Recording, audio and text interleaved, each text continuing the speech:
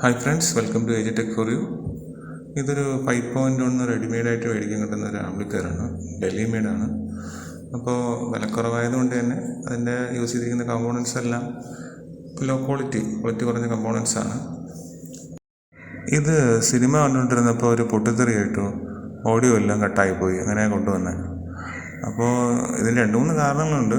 ഒന്നാമത്തെ കാര്യം low quality component തന്നെയാണ്. പിന്നീട് ഹീറ്റ് സിങ്ക് എന്ന് പറയാൻ വേണ്ടി പേരിന് വേണ്ടി മാത്രം ചെറിയൊരു ഷീറ്റ്.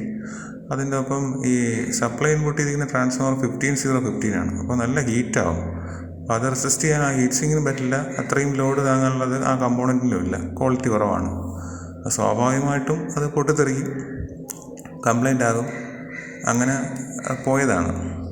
അപ്പോൾ പകരം കമ്പോണൻ്റ് എല്ലാം മാറ്റി, പോയത് കംപ്ലീറ്റ് ആയിട്ട് മാറ്റി, പുതിയത് ഒറിജിനൽ TDA 2030 റീപ്ലേസ് ചെയ്ത് കപ്പാസിറ്ററുകളെല്ലാം മാറ്റി റെഡിയാക്കിയിട്ടുണ്ട്. വില കുറഞ്ഞ ആംപ്ലിഫയറിൽ മേടിക്കുന്നതിനേക്കാളും അല്പം ചിലവ് കൂടുതലാവും ഒരു ആംപ്ലിഫയർ ഇഷ്ടത്തിനനുസരിച്ച് അസംബിൾ ചെയ്യാൻ. അതായിരിക്കും കുറച്ചുകൂടെ ബെറ്ററാണെന്ന് തോന്നുന്നു. Thank you friends.